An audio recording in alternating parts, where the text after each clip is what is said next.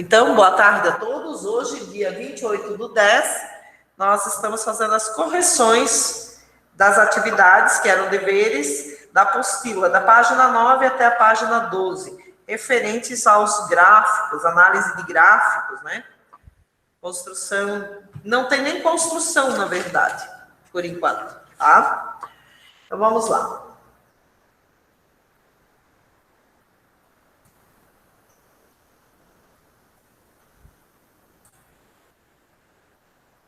Abriu para vocês? Sim. Então tá. Temos a questão 1. Nós temos ali um gráfico, né, uma figura, que apresenta, na verdade, dois gráficos. Um tracejado e o outro, né, são segmentos, né, de segmentos, ou semi-retas, né. Então, o que a gente observa ali? Que tem a informação de quando é que foi acessado, onde é que está disponível. Então, vocês podem conferir isso na internet mesmo. O gráfico de linha tracejada informa o número de reclamações recebidas no dia. Isso ali é o setor de atendimento, saque, né? De uma empresa. E aí, o de linha contínua é o número de reclamações resolvidas do dia. Então, as reclamações podem ser resolvidas no mesmo dia ou podem demorar alguns dias para serem resolvidas. E aí, o que a gente observa? Que na quinta-feira teve mais reclamações, né, do que atendimentos realizados. Na sexta também. Né, teve mais reclamações do que atendimentos efetivamente, questões resolvidas. No sábado, empatou, né? Reclamações, né, e atendimentos. Domingo. Aí, quando passou de domingo para segunda, nossa, as reclamações cresceram bastante, né? Foram muitas as reclamações. E os casos resolvidos foram bem menores. Já na terça-feira, nós tivemos um salto, né, de chamadas atendidas e que os seus casos foram resolvidos, não ficaram pendentes. Isso foi maior do que os registrados, né, informados. E na quarta também. Então, fazendo essa leitura do gráfico, vocês viram o que eu fiz? Uma leitura do gráfico. Eu olhei para o gráfico, eu fui descrevendo, né? Aí eu escrevi ali as chamadas, né? Tinha 10, 20 e 30. Então, as chamadas ou os resolvidos foram maiores, né? Ou iguais a 10 de segunda, de quinta a sexta. Sábado foram 0, domingo 0, porque talvez essa empresa não atenda, né, no sábado e no domingo. Aí na segunda, as reclamações foram mais do que 10, quase, né, metade ali, 15 provavelmente. E as resoluções foram menos provavelmente do que 5 ali, né? Já na terça, esse número de situações resolvidas, né, foi mais do que 20. Quase 30. E os registrados foram menores. Então, é só uma leitura. E aí tem a pergunta. O gerente de atendimento deseja identificar os dias da semana em que o nível de eficiência pode ser considerado muito bom.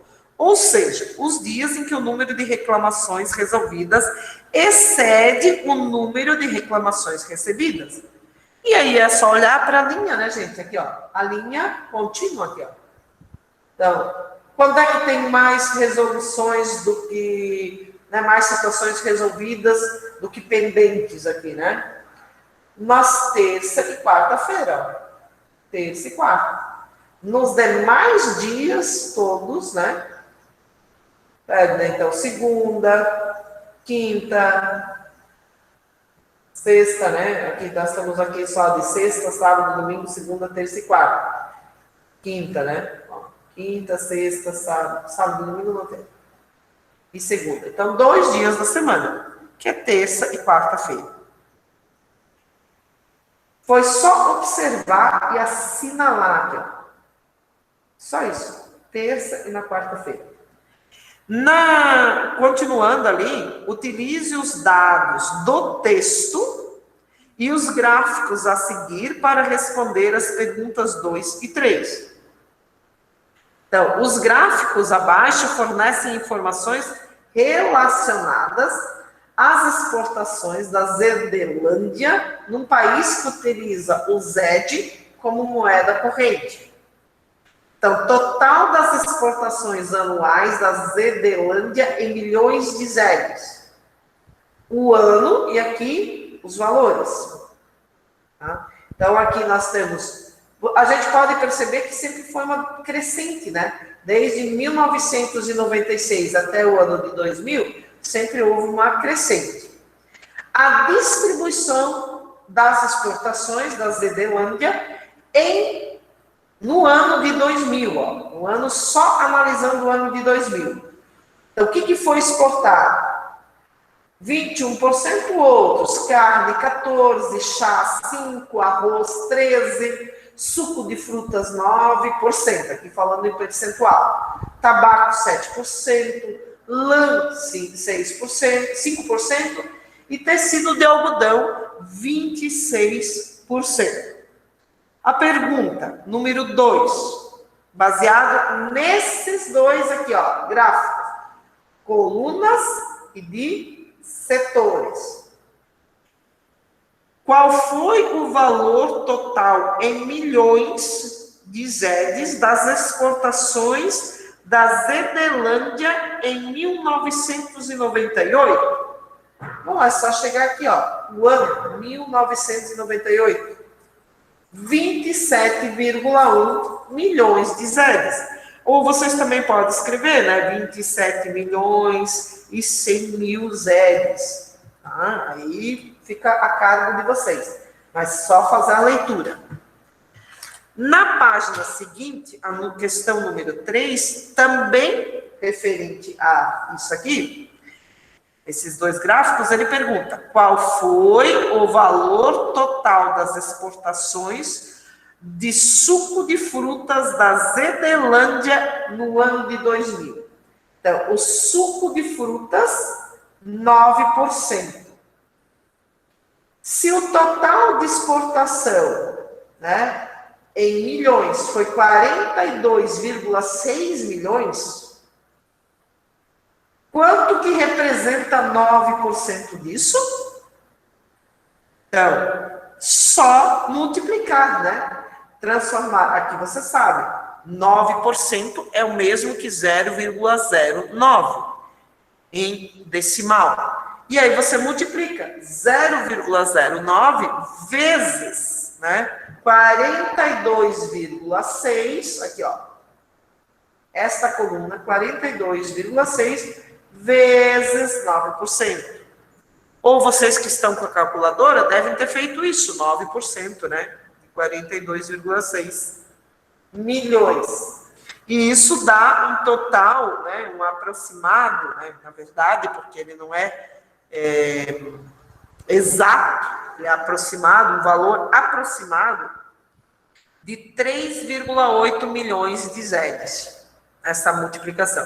Então, 3,8 milhões correspondem ao suco de frutas, que é o que ele pedia.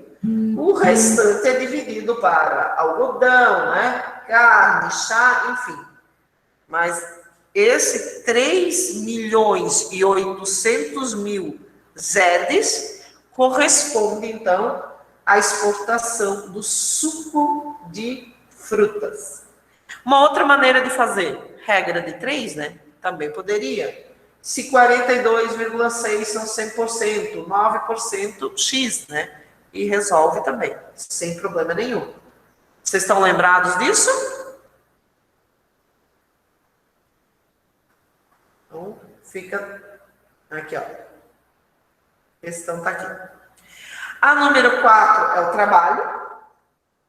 A número 5. Observe as alturas em centímetros anotadas na tabela a seguir, referentes aos 40 alunos de uma turma de 9º ano. Não é a turma de vocês, né? Tem 40 alunos. Então, temos aqui 1,70, 1,42, 1,53, 1,71, 1,46, 1,40, 1,59, 1,61 e assim por diante. Aluno por aluno. Aqui, ó. Ou 170 está em centímetros, né? 170 centímetros. 1,70 m, tanto faz. De acordo com as alturas dos alunos dessa turma, complete a tabela a seguir com a frequência de cada um dos intervalos de classe indicada. Então, por exemplo, na classe, aqui, ó, de 140 centímetros de altura até 144,9. Não pode ser 145. 145 não entra. Então, quantos são? Quantos alunos nós temos aqui? Quantas vezes esse se repete, né? São 2 alunos, ou não se repete, né? 140 mesmo, ó, aqui, e o 142. 2 alunos. Agora, 145 até 149,99, não é 150. 150 não entra. Então, nós só temos um aluno, tá? 145 maior que 100, né? Ou 145 mesmo, e menos que 150. Deixa eu ver onde é que tá. 42, 150, 153, 106, 146, aqui, ó. Esse aqui, só tem esse. Depois, 150, agora, quem tem 150 centímetros, até 154,9. Não entra 155. São, então, fosse contando, 3 alunos. Depois, 155 centímetros até quase 160. 160 não entra. São a maior parte dos alunos. São 12 alunos. Não são a maior parte, não, porque a maior parte são de 160 a 165, 14 alunos. É a segunda, né? É nessa faixa aqui, de 155 a 165, é que abrange a maior parte dos alunos. E de 165 a 170, não incluindo 170, obviamente, 6 alunos, e de 170 até 175, mas não incluindo 175, 2 alunos. E isso era só observar aqui, né, gente? Só contar. Então, talvez vocês não tivessem, assim, lembrados, aqui pudesse ter feito confusão. Ó, fechado, entra. Aberto, não entra. Tá vendo aqui esse segmento, essa faixinha aqui, esse intervalo aqui, ó, intervalo fechado, intervalo aberto. Intervalo fechado entra, intervalo aberto não entra. Na página seguinte, ele pergunta, em quantas classes a turma foi dividida? Bom, é só contar aqui, ó. 7 classes, né? De 140 a 170, então são 7 classes. Encontre a amplitude de cada uma das classes. Opa, encontre a amplitude de cada uma das classes, ou seja, a diferença entre a maior altura e a menor altura. Aí, gente, aqui quando ele fala entre a maior altura e a menor altura, a amplitude, ela começa aqui, ó, no 140 a 145. Mas nós temos 140? Então, 140, 145. De 150, é só fazer subtrair, ó. 145 menos 140, 5. 150 para 145, 5. Então, a diferença é sempre 5. A amplitude é sempre 5. Nós não temos uma maior. Então, todas elas são iguais, né? Tem a mesma amplitude. Todas as faixas aqui são 7 classes. E nessas 7 classes, a amplitude de todas elas é igual. É de 5, tá? A diferença. E é bom que seja assim, porque aí você não dá essa margem para erro, né? Para poder padronizar, fica, né? Não é obrigatório, claro, que seja assim, mas é melhor. A gente consegue compreender melhor. Depois nós temos, letra D, o limite inferior de uma classe é definido como valor à esquerda e o limite superior como valor à direita. Então, na classe 170, ó, intervalo fechado, 175 aberto. O limite inferior é o 170 e o superior 175. A amplitude total da tabela de dados é igual ao maior dos limites superiores menos o menor dos limites inferiores. Então, o que nós temos de limites superiores? 145, né? 150, observando aqui, ó, limites superiores. Então, o maior deles, 175. E o menor, o 170, que, né, de inferior. Então, o maior dos limites é 175. E o menor deles é o 140. Tá? 140. 175, 140. Dessa forma, a amplitude total é igual a 175 menos 140, que dá 35 agora, de amplitude. Aí nós temos, assim, uma outra coisa que a gente precisa prestar bastante atenção, né? Aqui, isso é da tabela. Você observa aqui, ó, esse número aqui, ó, menos esse. Agora, lá na tabela, nós temos 175. Qual é o número máximo aqui, ó? 171. Tem maior que 171? Deixa eu ver. Não. Né? O maior é 171. Então, é 171 menos 140. Então, a altura, de fato, a maior altura dos alunos é 171. E a menor é 140. E aí, isso diverge, né? Porque na tabela, essa amplitude passa a ser de 35. Mas se eu pegar aqui, ó, das alturas mesmo, nós vamos ter 171 menos 140, né? E aí, essa amplitude, ela vai cair para 31 centímetros. Então, da tabela é uma coisa. Da altura, de fato, é outra.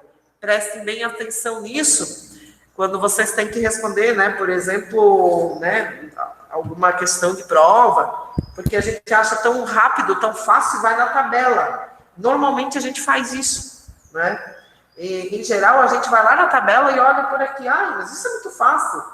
E a gente não prestou atenção aqui, se ele estava pedindo da tabela ou se ele estava pedindo dos dados.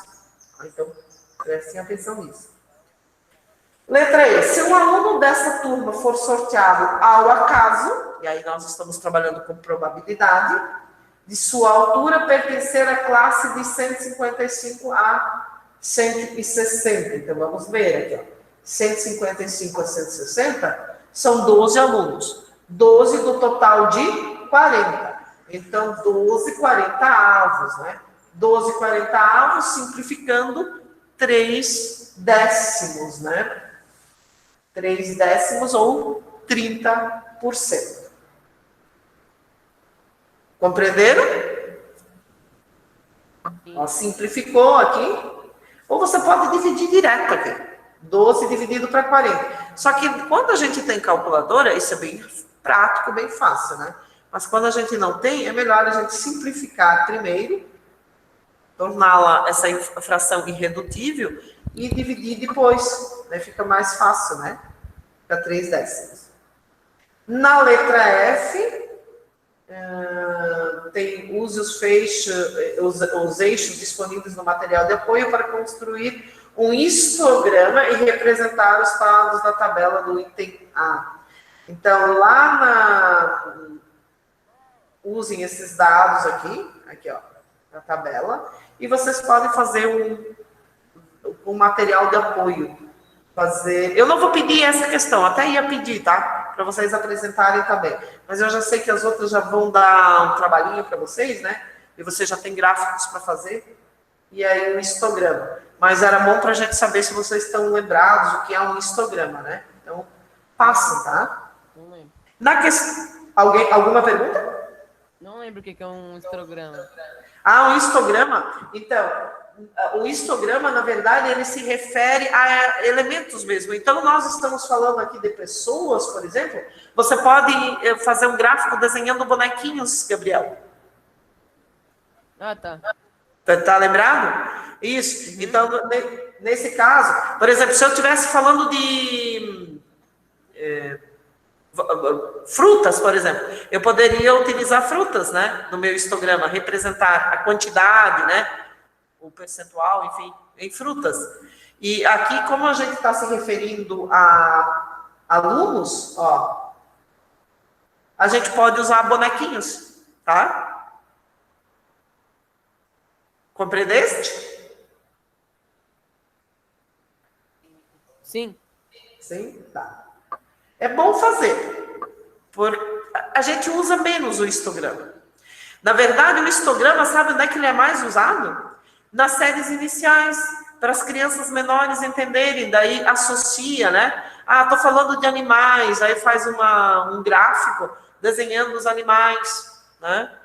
Algum bichinho, alguma coisinha assim, algum animal, né? Algum bonequinho, enfim.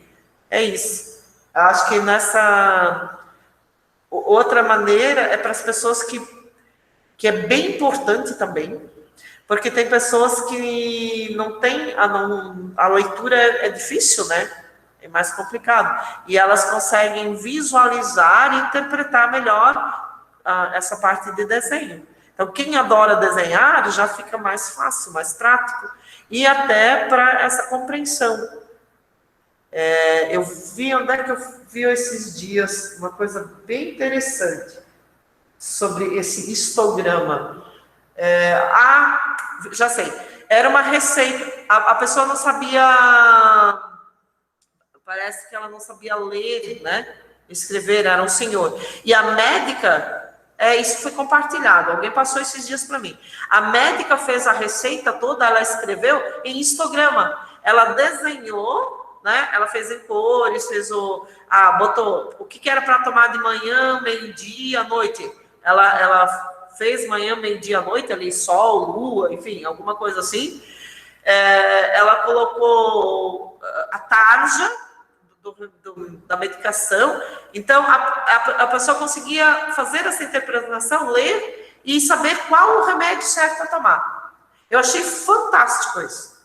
Porque a gente pensa que, todo mundo sabe. Não, não é verdade. E eu fiquei bem admirada, bem feliz com isso. Vocês podem procurar, esses dias passou isso. Eu não sei se eu recebi particularmente ou se passou em alguma telejornal, alguma coisa assim. Eu até vou procurar isso para mostrar para vocês. Achei bem legal, se eu me lembrar, né? Mas eu esqueço. Mas vocês podem procurar. Procurem. Médica que fez uma receita, né? Em forma de histograma. Questão 6. Para uma atividade escolar sobre o meio ambiente, os alunos coletaram informações sobre o tempo de decomposição de vários tipos de lixo que as pessoas jogam fora. E qual o tempo de decomposição, né? Então, a casca de banana, de 1 a 3 anos. Nossa, eu boto tudo no meu jardim, nem sabia que demorava tanto. Casca de laranja, de 1 a 3 anos. Caixas de papelão, meio ano. Goma de mascar, 20 a 25 anos. Jornais, alguns dias. Copos de plástico, mais de 100 anos. Nossa, é muita coisa. A gente nem vive... Em geral, a população não vive a isso, né? E a gente deixa o lixo para o outro, então. Então, precisamos nos ater a isso, essas informações. Ele não está dizendo de onde foi extraído, eu não tenho certeza, tá? Então isso aqui também tem que ser averiguado. Tá? É uma informação que eu não sei se é correta ou não, tá bom? Um aluno pretende mostrar os resultados em um gráfico de barras. Passar isso aqui para um gráfico de barras. Deu uma justificativa para o fato de que o gráfico de barras não é o mais apropriado para apresentar esses dados. Então, alguém sugeriu. Lembra que eu falei para vocês que vocês estão livres para fazer o gráfico lá na página 10, aquela questão 4? Mas eu vou dizer para vocês, nem todos os gráficos vão ficar bons aí. Para fazer uma análise boa, tem um tipo de gráfico. Dá para usar um outro, mas não fica tão bom, né, os outros. Então, vocês vão perceber. E é isso que eu quero que vocês percebam. Eu não quero dizer para vocês. Quero que vocês façam e vocês mesmos têm que olhar para aquele gráfico e dizer, puxa, mas não é legal. Não ficou bom. Não ficou claro. Alguém vai entender bem isso? Então, prestem atenção nisso. Então, aqui, a pessoa pensou em fazer isso aqui com gráfico de barras. E aí, achou-se que não era legal. Bom, o primeiro ponto a ser observado é o fato de a questão requerer uma leitura e interpretação adequadas das informações contidas na tabela. A justificativa se baseia na grande variação de dados. Muita informação, né? O Manual de Correção do Programa Internacional de Avaliação de Estudantes, PISA, essa questão foi extraída, traz como respostas esperadas as seguintes. As diferenças de comprimento das barras do gráfico de barras seriam muito grandes. Né? É uma barra muito grande, não teria como colocar, né? E a outra não. Ou não se pode representar uma barra para 1 a 3 anos ou uma barra para 20 a 25 anos. Então, que representação será essa? Como é que eu vou analisar isso? 1 para 3, 20 para 25. Como é que fica? Então, essa é uma maneira, né, uma justificativa. Então, essa é uma questão de prova do PISA, né? Vocês já ouviram falar, devem ter ouvido falar, né? Essa avaliação é internacional, né? Então, é uma questão de interpretar. Por isso que eu vou deixar em aberto para vocês fazerem aquela questão 4. Não vou sugerir nada. Porque assim vocês vão aprender a fazer a leitura correta e dizer, não, isso serve, isso não serve. Na página 12, nós temos uma questão da OBMEP. Da OBMEP é do Brasil, né? Olimpíada Brasileira de Matemática das escolas públicas. Agora já entram as escolas particulares também, né? Então, ela é uma Olimpíada Brasileira de Matemática, né? Não sei se vocês já fizeram, mas eu acho bem interessante trabalhar com essas questões também. Nós temos um gráfico que mostra o número de casos notificados de dengue, para quem não está com a apostila em mãos. Número de casos notificados de dengue, a precipitação de chuva e a temperatura média por semestre dos anos de 2007 a 2010 em uma cidade brasileira. Olha, gente, olha essa quanta informação num único gráfico. Nós temos 2 tipos de colunas e nós temos um segmento aqui, esses segmentos de reta. Esse escuro aqui, essa coluna escura, cinza, ela se refere ao número de casos. Está falando aqui em cima, número de casos notificados de dengue. Nós temos aqui embaixo, na linha horizontal, no eixo horizontal, eixo das abscissas, os anos. Nós temos aqui, na vertical, precipitação de chuva, número de casos notificados. E no outro lado aqui, nós temos a temperatura média. em graus centígrados. Vejam, são tantas informações que nós temos aqui, ó, como se nós tivéssemos dois eixos aqui, Y, né? Para poder colocar tudo num gráfico só. A gente poderia ter feito 3 gráficos também. Mas olha como ficou legal aqui. Então, precipitação é essa de coluna que é riscadinha assim, né? E temperatura média é o segmento. Tá? Então, vamos analisar aqui, ó, só olhando, ó, número de casos. Qual foi o ano que teve maior número de casos notificados de dengue?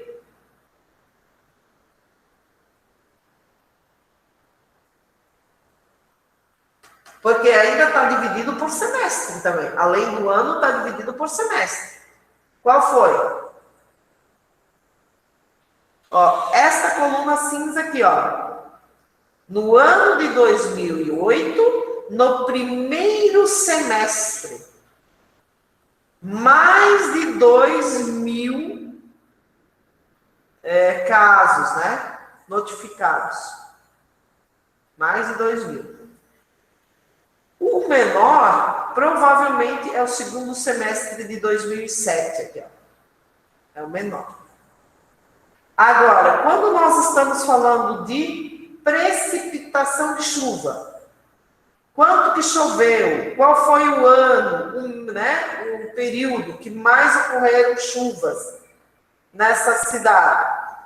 Foi no ano de 2008 também, veja bem, no primeiro semestre. A gente poderia dizer, então, que chuva está associado aos casos de dengue? Vocês concordam com isso? Se eu for falar isso, está certo? O número de casos de dengue está diretamente associado à elevação da chuva aqui, à precipitação? Isso é uma afirmação, essa afirmação é verdadeira ou falsa?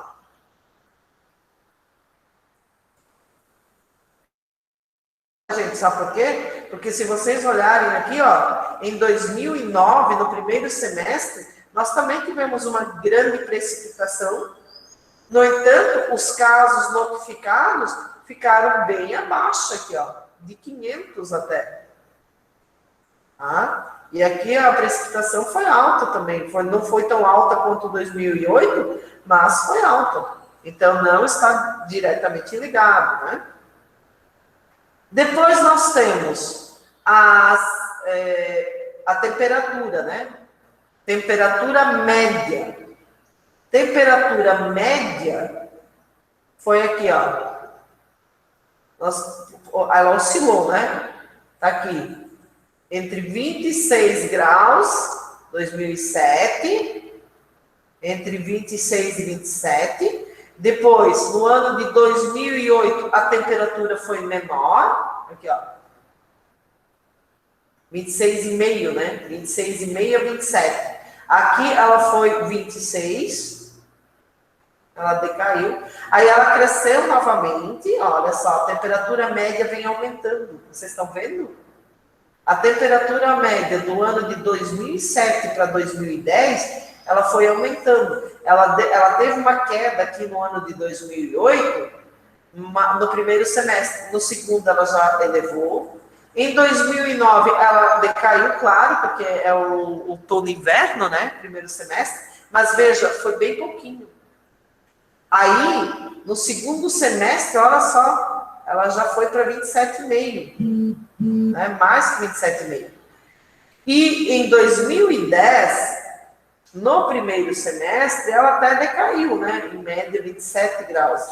Mas no segundo, olha só, já passou dos 28.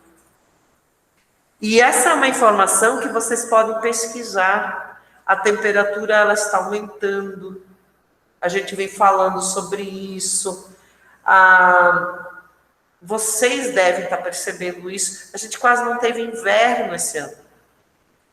Então, a gente precisa se ater, né? Pensar, repensar sobre essa questão de como que a gente está, o que a gente está contribuindo para deixar, de repente, pior o nosso clima, né? Será que a gente tem alguma responsabilidade com relação a isso? Será que a gente pode melhorar, mudar? Será que tem hábitos que a gente pode mudar? Então, eu acho que assim, ó, isso aqui, nós estamos em 2020. Como é que será que está? Isso aqui é 2010 já. Então, vamos verificar isso. Isso aqui é um bom estudo. Isso aqui, para quem for fazer adiante, pesquisar, refletir, né, gente? Bem, aí nós temos análise. Ele diz o que nós podemos afirmar. Nós temos 4 questões.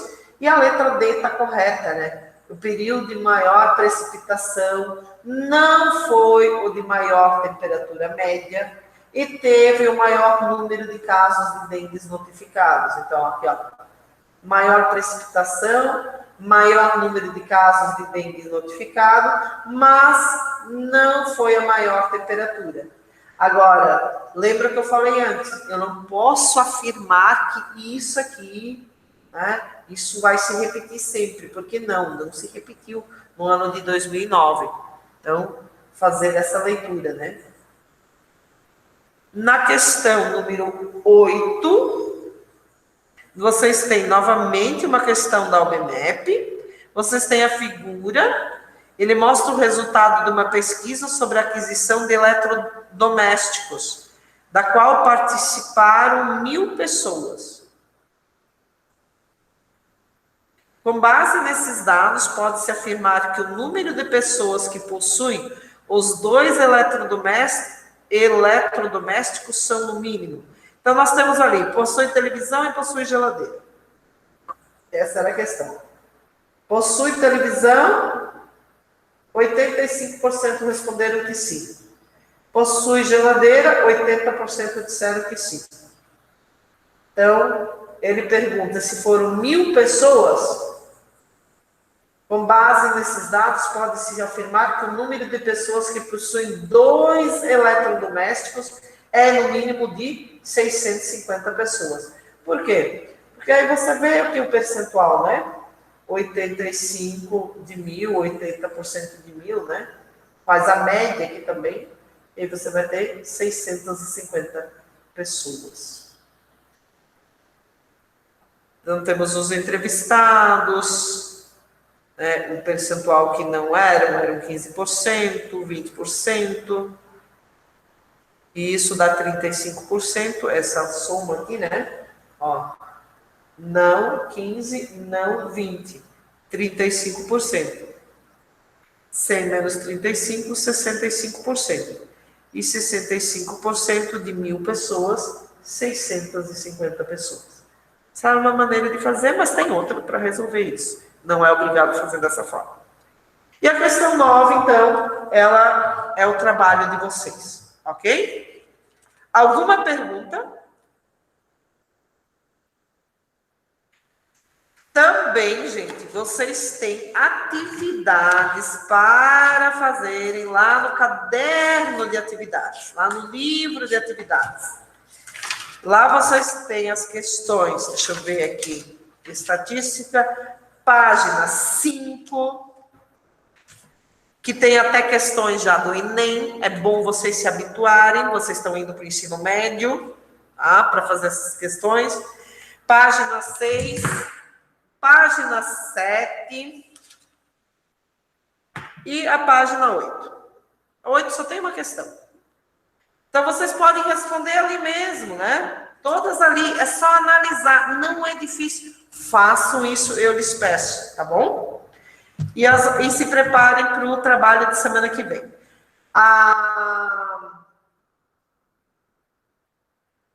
Amanhã, a gente vai ver planejamento de uma pesquisa. Então, provavelmente vocês também já viram, população, até eu já falei sobre isso. População, amostra, interpretação de dados, calcular a média, que vocês já sabem, porque vocês calculam a de vocês, não é? Média, moda, mediana, amplitude, relembrar isso, tá? A gente vai dar uma pincelada por cima e vocês têm atividades. Tem a parte de percentual, porcentagem, que vocês também já sabem fazer. Então, é só uma revisão, tá? Este capítulo inteiro, né, esta unidade inteira, ela não fica difícil, ela fica tranquila, né? Fica fácil para vocês conseguirem, se é questão de recuperar a nota. Mas, assim, ó, muito antes do que ver nota,